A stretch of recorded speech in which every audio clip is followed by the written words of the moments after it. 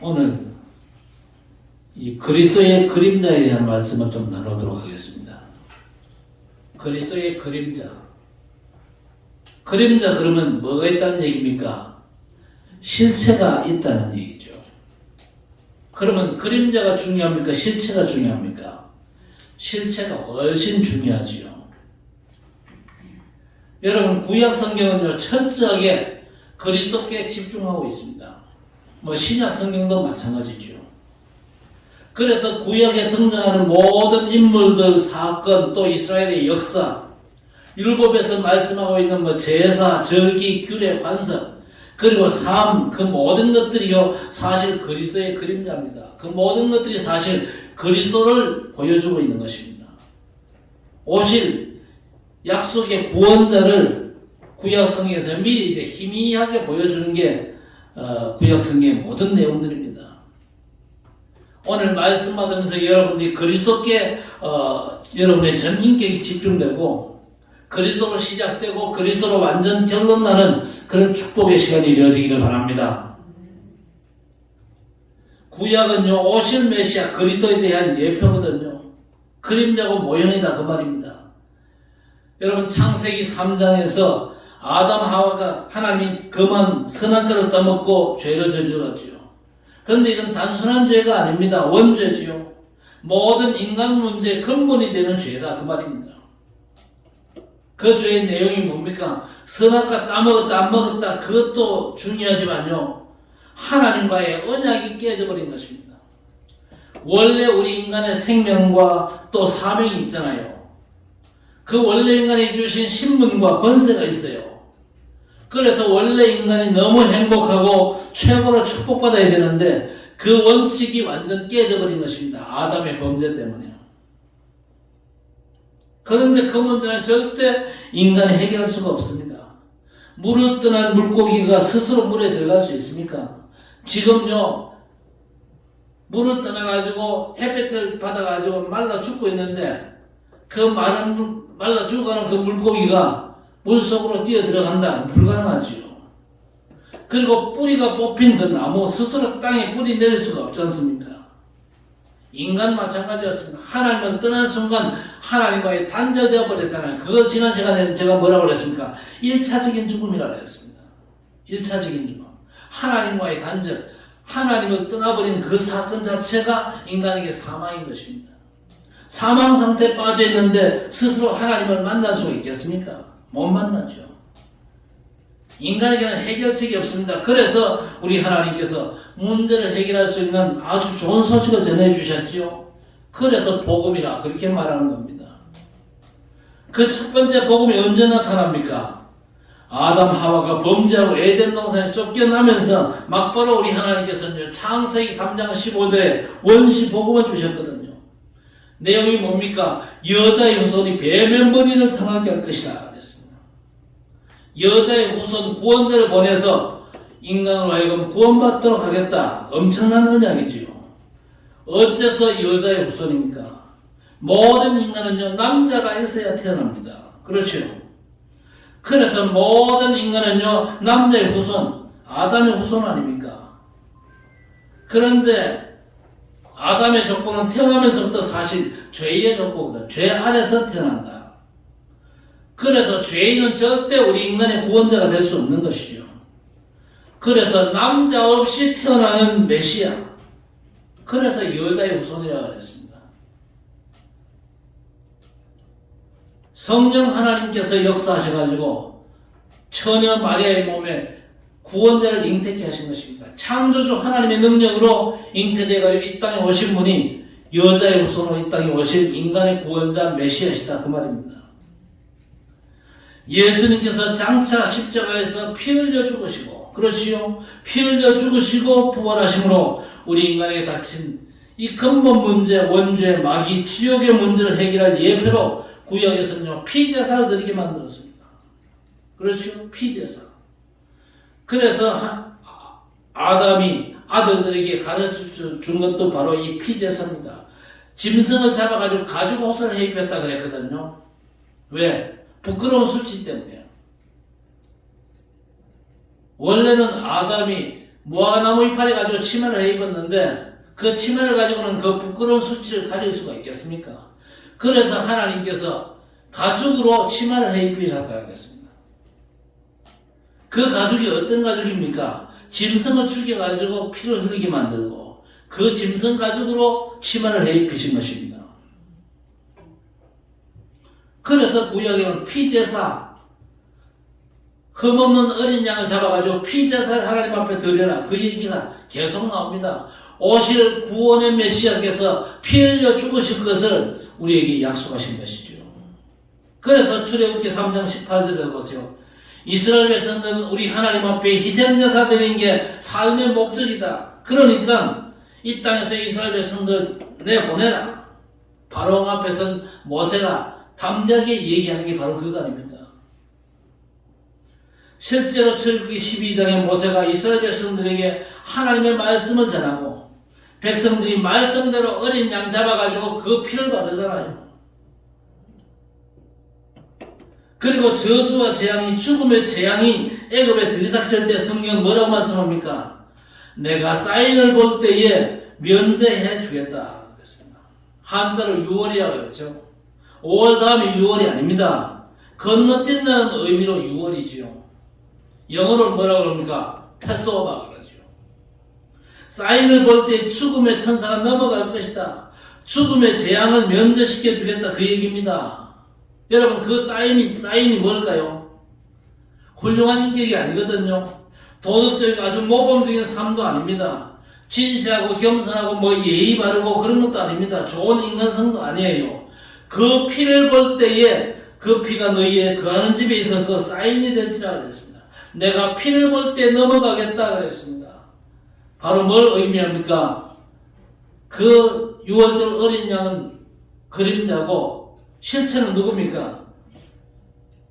이 땅에 오사 십자가 지시고 피 흘려 죽으실 예수 그리스도를 예표하는 겁니다. 굉장히 중요한 약속이죠. 그래서 구약 성경은 싹 다 뭡니까? 그리스도의 그림자다, 그 말입니다.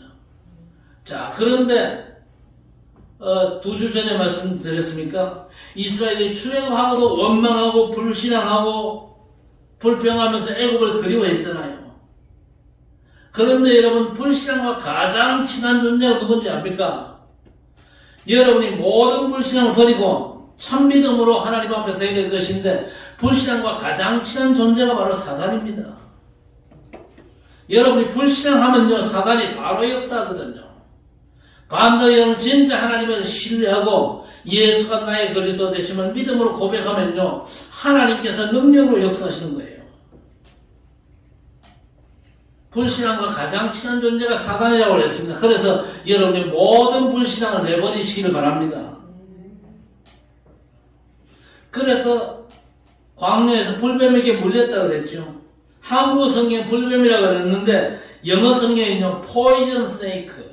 무슨 얘기입니까? 독뱀이라는 얘기죠. 곧 사단을 상징하는 것입니다. 사람들이 그 불뱀에게 물려 죽었는데 그 무엇도 해답이 없잖아요. 세계 최고의 명의가 와도 해결이 안 되는 겁니다. 그런데 우리 하나님께서 모세를 통해서 주신 하나밖에 없는 답이 뭐였습니까? 짱대 끝에 노뱀을 만들어서 달고 그거 쳐다보게 만들어라.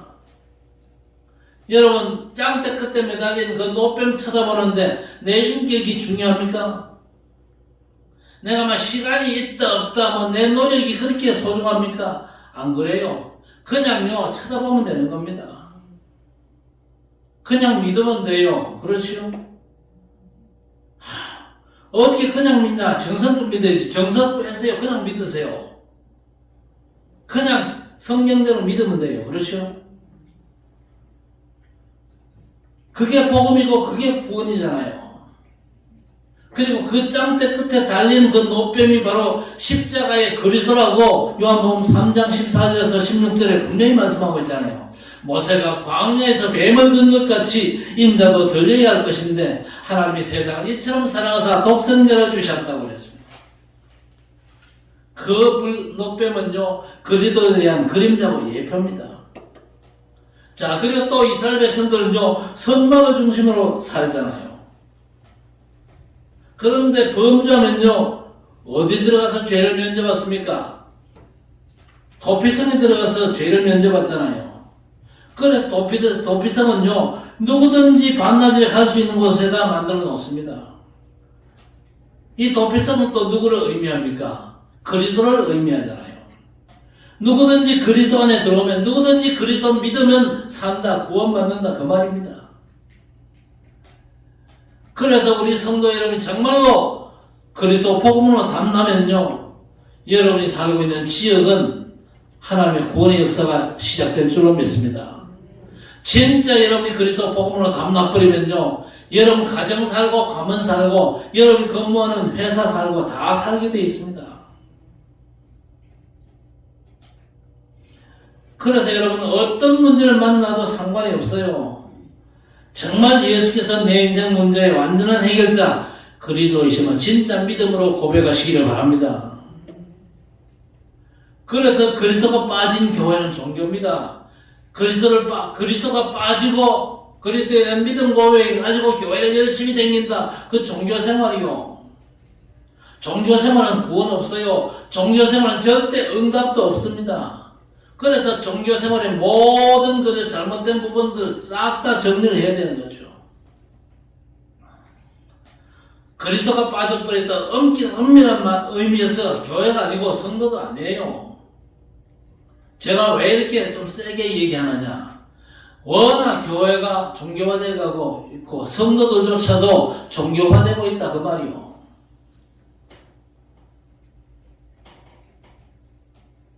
그리고 이사야 7장 14절을 보세요. 보라 처녀가 잉태하여 아들 낳을 것이요 이름은 임마누엘이라 그랬습니다.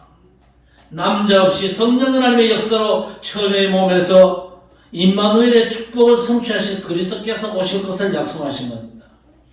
그래서 마태복음 1장 21절 이하에 보니까 천사가 예수님의 탄생 소식을 전하잖아요.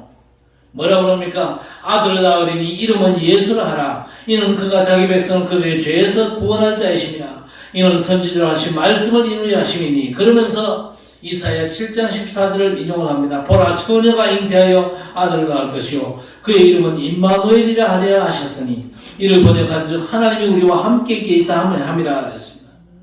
예수님께서 임마누엘로 오셨습니다. 하나님이 우리와 함께 하신 방법이 예수께서 구원자로 이 땅에 오사 구원사역을 온전히 이루시는 겁니다.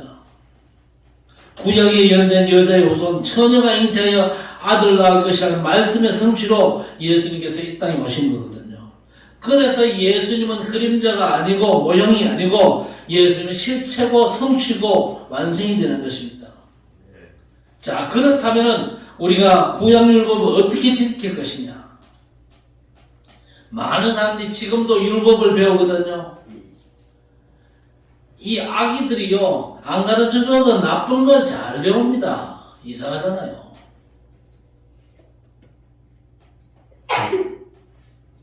미국 가서 영어 못하고 헤매는 애들이 많아요. 한국 애들 중에. 엄마 아빠가 미국에 이민 가니까 따라가가지고 이제 미국에 사는데 미국에 갔으면 영어를 잘 배워야 될 거 아닙니까? 그런데 영어를 안 배워요. 헤매는 애들이 많은데 그 헤매는 애들이 영어로 된 요것도 먼저 배웁니다. 까땜 그러고 그래요. 요걸 먼저 배워요. 자, 그런데 교회 안에 이상하죠. 교인들이요 율법을 먼저 배운다니까요. 여러분 이 율법이 뭡니까? 하나님의 절대 기준이죠. 완벽을 요구합니다. 그래가지고 애들 뭐라 그러면서 어떻게 뭐라 그럽니다. 네가 예수 믿는 게 그래서 되겠어? 네가 장로아들이 그래서 되겠어? 네가 권사아들이 그래서 되겠어? 그렇게 욕하면 싹 다 율법입니다.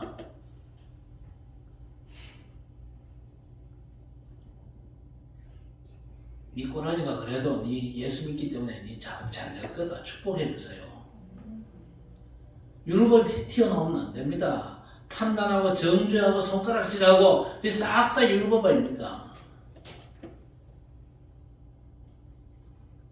자, 해라 하지 마라 이렇게 율법적인 판단인데 하나님께서 왜 우리에게 율법을 주셨습니까? 율법이 먼저 나왔어요? 복음이 먼저 나왔어요? 복음이 훨씬 먼저 나왔습니다. 복음은요 아담 하와가 범죄하자마자 하나님 복음 주셨잖아요. 그런데 인간들이 워낙 복음을 안 쳐다봅니다. 복음 쳐다보면 살 건데 복음을 안 쳐다봐요. 그래서 주신 이 하나님의 율법입니다. 율법은요, 하나님의 거룩하심이잖아요. 하나님의 완전하심입니다. 내가 거룩한 것 같이 너희도 거룩하라 그랬잖아요. 율법이 주신 목적이 뭐냐? 하나님의 거룩 네가 한번 도달해봐. 네가 최선을 다해가지고 하나님처럼 그렇게 한번 돼봐. 인간에게 하나님처럼 되는 게 가능합니까? 도무지 불가능합니다. 율법을 주신 이유, 그리스도 바라보라고 율법을 주신 거예요. 너희 인간이 하나님의 완전함에 도달할 수 없으니까 그리스도를 바라봐라. 그렇지? 율법 앞에 서가지고 내가 정말 하나님 앞에 용서받지 못한 죄인이구나. 이걸 깨달아야 되는 겁니다. 여러분 구약 성경 모세오경을 보면 율법들이 쭉 나오잖아요. 그걸 여러분이 그래서 한 장을 제대로 못 읽어요. 반 장도 제대로 못 읽습니다. 내가 이래가지고 구원받겠나? 내가 이래가지고 천국 가겠나? 이런 죄책감이 딱 듭니다. 율법은요, 네가 시원찮다. 네가 얼마나 죄인이고 네가 얼마나 망할 존재다. 그걸 우리에게 깨우쳐 주는 거예요. 네가 그런 존재니까 진작에 깨닫고 십자가 붙잡아라. 하나님의 구원자 예수 그리스도를 의지해라. 그 메시지를 던져주시는 겁니다. 자, 그런데 내가 율법을 지키고 내가 율법을 완성하려고 발버둥을 치거든요. 여러분 우리 인간이 어떻게 하나님의 그 절대 기준을 따라갑니까? 하나님의 그 완전한 수준을 우리가 어떻게 만족시킵니까? 그래서 율법적으로 신앙생활을 하면요 너무 힘들죠. 부담되고 또 주눅들고 죄책감에 빠져가지고 회개를 많이 강조하는데 그것도 아니잖아요. 회개를 강조하는 목사님들이 많거든요. 여러분 최고의 회개는요 예수 믿는 게 최고의 회개입니다.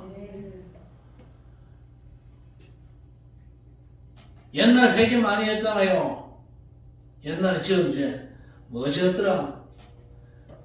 너무 많아가지고요 헷갈려요.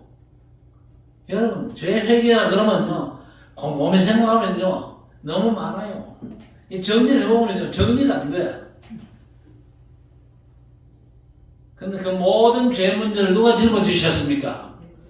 예수께서 짊어지셨어요. 그래서 예수 믿고 하나님 앞에 믿음으로 섰버리면요 하나님도 눈 감아줍니다.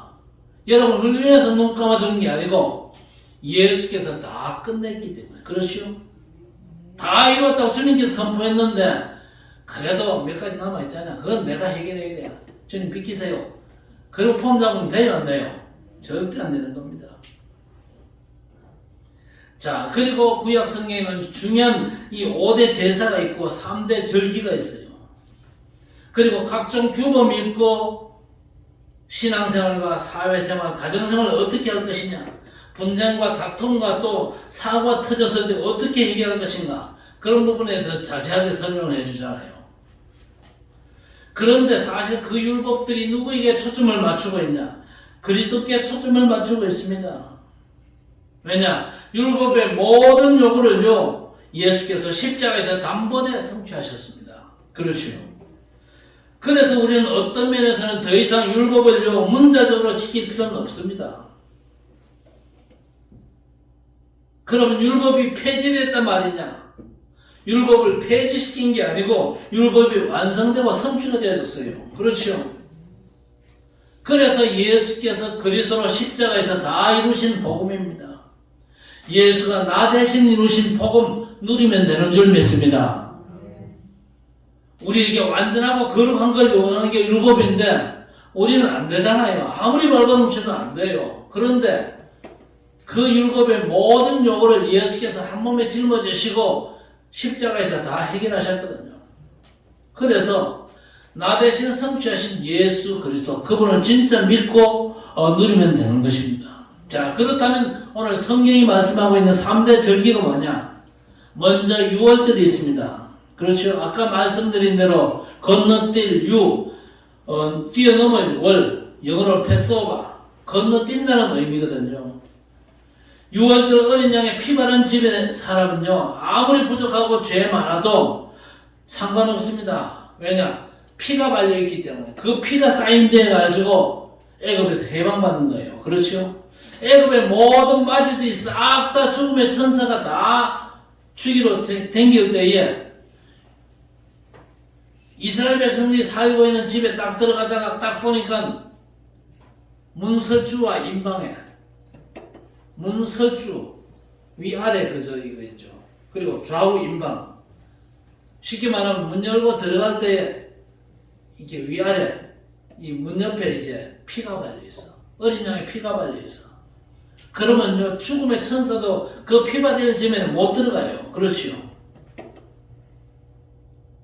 그러니까 그 집 안에 있는 사람은 죽음과는 전혀 상관이 없는 것이죠. 피가 사인돼 가지고 구원받는다 그 말이죠.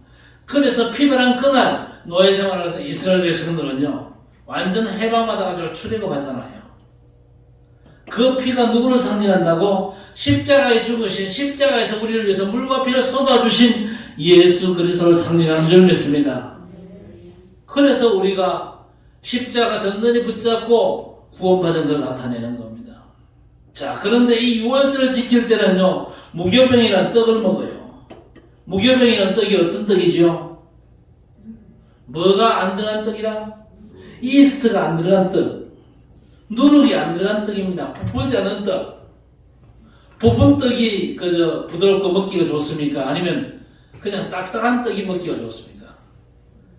이스트가 들어가면 발효가 돼가지고 그게 부풀거든요. 그러면 굉장히 그저 떡이요 부드럽습니다.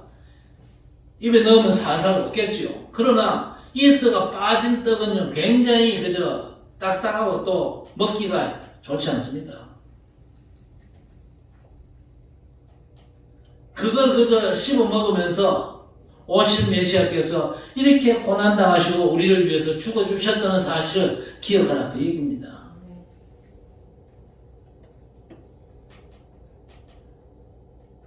얼마나 감사하지 않습니까? 그렇죠? 내가 죽어야 되는데 어린 양이 대신 죽었잖아요.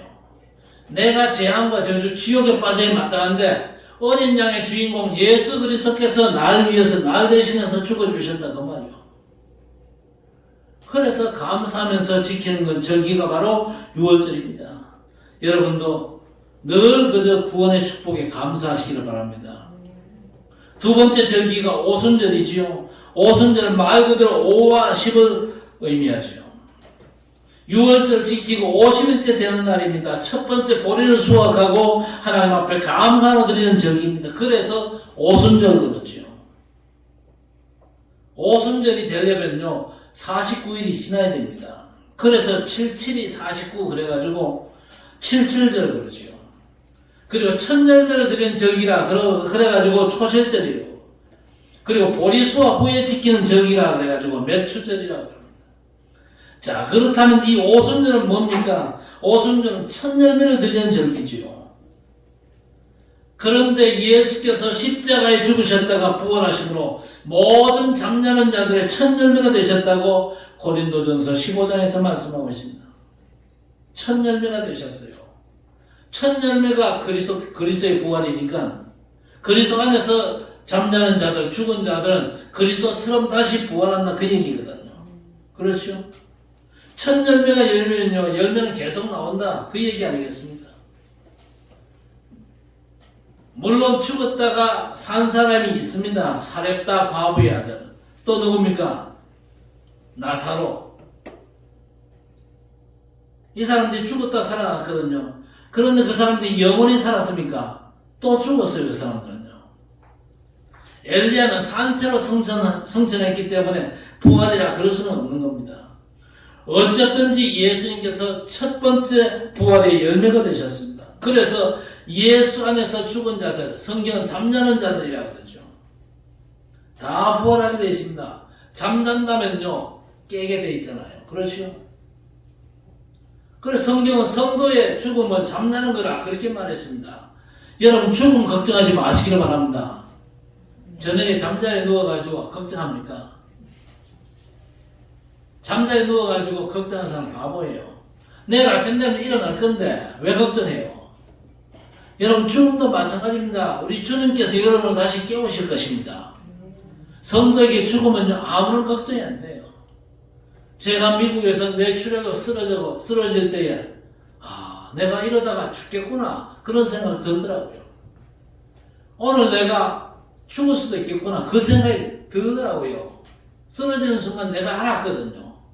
내게 큰 문제가 시작됐다는 걸 알았는데 죽을 수도 있겠구나. 그런데요 아무런 걱정이 안 돼요. 죽을 수도 있겠구나 딱 생각되면요 걱정되는 게 있어야 될 거 아닙니까? 최소한 한두 가지 나올 거 아닙니까? 일단 처자식이 걱정돼야 될 거 아니요.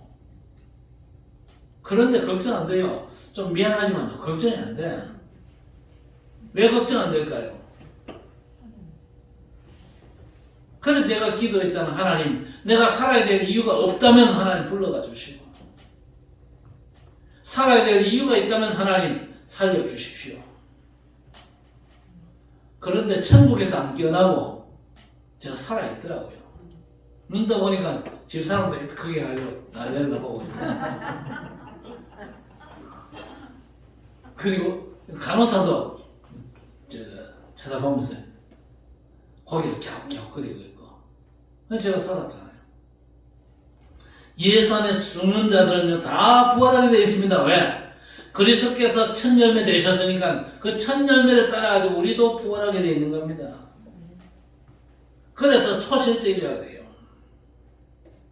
자, 그리고 예수님이 죽으셨다가 부활하셨다 이 말은요 성령으로 임하셨다 그 말입니다.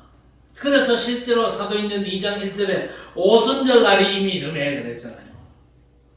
그 오순절 날에 예수께서 약속하신 성령께서 공식적으로 마가다락방에 임하신 것입니다. 이때 성령께서 임함으로 믿는 모든 사람에게는요 예수 믿는 그 순간 성령께서 임하시는 줄 믿습니다. 여러분이 예수님을 구주로 영접하는 그 순간에 예수께서는요 성령으로 여러분 속에 임하신 겁니다. 그러면서 죄 씻음 받는다. 그래서 성령 세례라고 합니다. 여러분 예수 믿는 여러분은 이미 성령 세례 받으신 줄 믿습니다.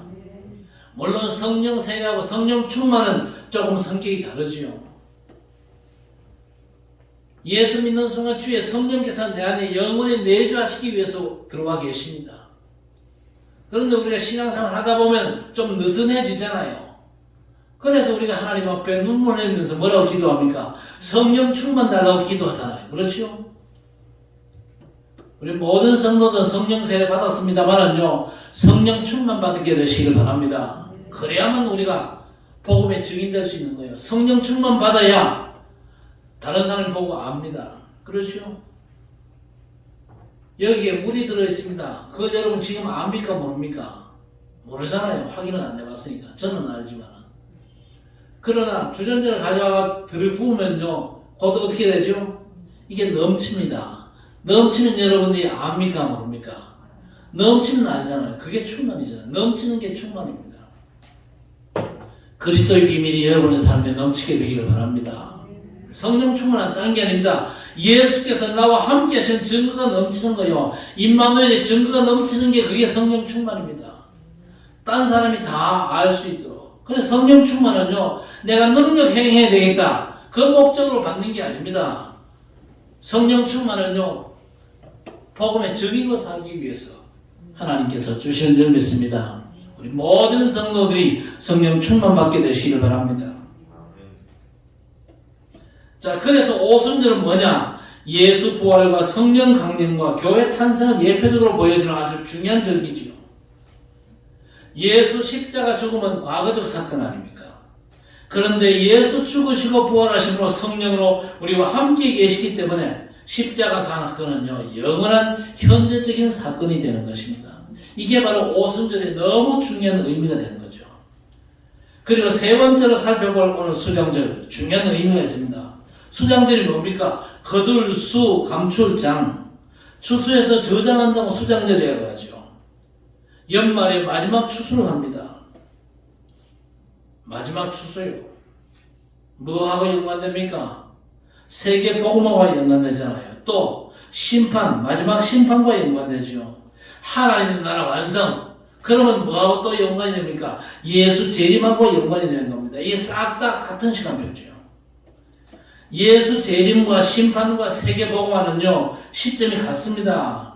그래서 수장절의 중요한 의미가 뭐냐? 예수 재림과 심판과 하나님 나라 완성, 세계복음화를 예표적으로 보여주는 거예요. 그래서 이 수장절의 축복은요, 반드시 이루어질 세계복음화, 하나님 나라 완성. 그러면요, 예수 재림과 심판이 또 동시에 이루어지는 겁니다. 그렇다면 우리가 정말로 붙잡을 언약이 뭡니까? 예수가 그리스도, 인생 모든 문제 해결자. 그분께서 성령으로 나와 영원히 함께 계시고, 교회 응답 속에서 그야말로 237 세계복음화라는 언약을 주셨는데, 그 언약을 붙잡는 것입니다. 그것이 절기를 가장 복음적으로, 성경적으로, 언약적으로 지키는 것입니다. 그렇죠? 절기를 어떻게 지킬 것이냐, 뭐 행사도 하고, 뭐 잔치도 하고, 뭐 좋습니다만은요, 예수가 나의 그리스도가 되시면 온전히 기뻐하고 누리고 즐기고 그렇게 되어져야 될 것입니다. 그래서 수장절 되면 이스라엘 백성들이 광야에서 텐트를 치고 기념을 하죠. 지금도 마찬가지입니다. 그래서 장막절, 초막절이라 그렇게 말하기도 합니다. 그런데 우리는요, 텐트 칠 필요는 사실 없거든요. 중요한 사실이 뭐냐? 예수께서 바로 그리스도 되신다. 내 인생 모든 문제 해결자 되시고 내 인생의 완전한 충분한 해답 되신다. 그렇죠? 여러분, 이 사실 진짜 믿으시기 바랍니다. 진짜 이 사실을 고백하시기를 바랍니다. 진짜 믿어야 돼요. 하나님의 구원자로 오신 예수께서 내 인생 모든 문제를 완전히 해결하셨다. 근본 문제를 해결했잖아요. 근본 문제가 뭡니까? 하나님을 떠난 불신앙. 그 때문에 오는 재앙과 지옥, 그리고 사단의 역사로 말미암는 영적인 문제거든요. 요 근본 문제 세 가지를 완전히 해결하셨어요. 그리고 그분은 지금도 나와 함께 계시는데 그냥 함께 계시는 게 아니라 보호자의 축복으로 나와 함께 계십니다. 그렇다면 여러분 인생에 문제 있습니까? 없습니까? 별로 확신이 안 생기죠. 그래서 여러분 믿음은요, 늘 점검받아야 돼요. 여러분 믿음 점검하는 게 뭔지 아십니까?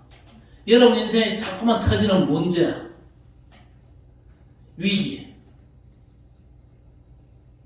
그게요, 여러분 믿음을 점검케 하시는 하나님의 손길입니다. 그래서 여러분 어떤 문제가 오더라도 그 문제를 문제시 하지 마시길 바랍니다.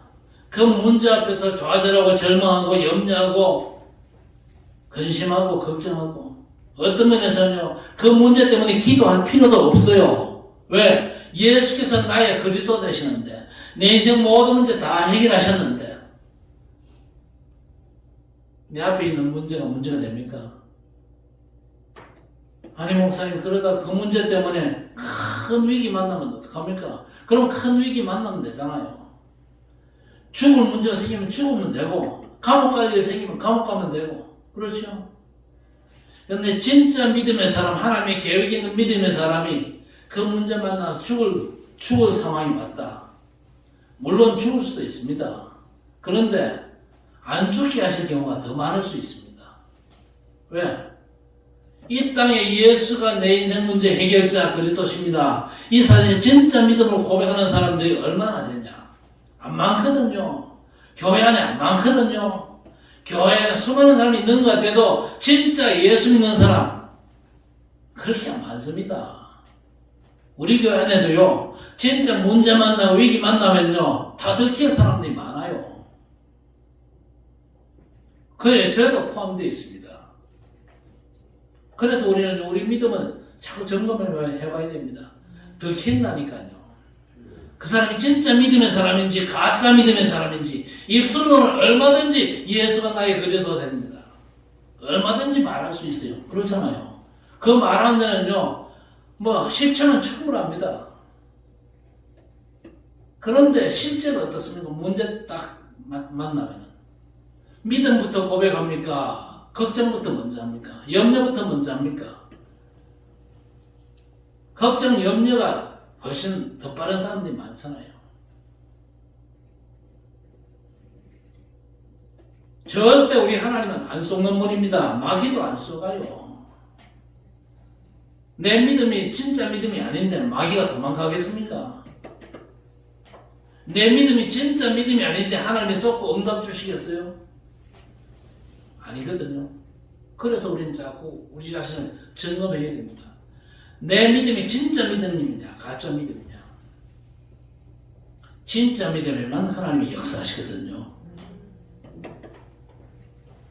너희가 믿으면 하나님의 영광을 보리라 분명히 주님께서 말씀하셨거든요. 그 말은 안 믿으면 하나님의 영광 같은 거 없다 그 얘기 아닙니까? 그렇죠?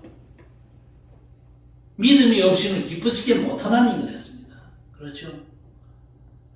안 믿어도 교회 안에서 얼마든지 폼 잡을 수 있어요. 얼마든지 직분도 받을 수 있고 다 할 수 있습니다. 그러나 진짜 중요한 하나님의 역사와 응답은 없는 겁니다. 우리 모든 성도들이 진짜 믿음으로 하나님 앞에 설 수 있게 되기를 바랍니다. 진짜 중요한 게 뭐냐? 예수가 나의 그리스도 되시면 진짜 믿고 누리고 즐기는 것입니다. 그렇죠? 여러분이 어떤 문제를 만나든지 어떤 사건을 만나든지 인간관계 속에서도 그리스도를 먼저 누리게 되시길 바랍니다. 우리에게 주신 다 이루신 이 복음을 마음껏 누리고 증거하면 사람들이 구원받거든요.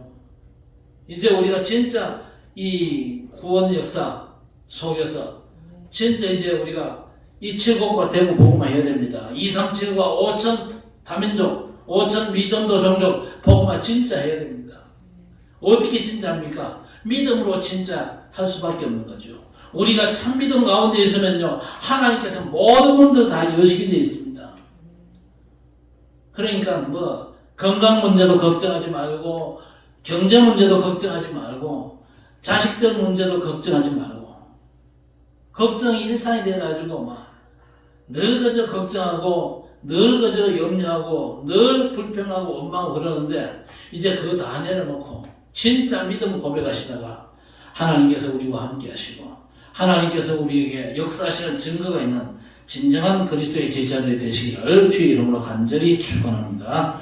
하나님 감사합니다. 오늘 그리스도의 그림자라는 말씀을 통해서 성경에 나타난 그림자들의 언약적인 의미를 알게 하시고 삶의 모든 것들이 오직 그리스도께만 집중되어지기를 소원합니다.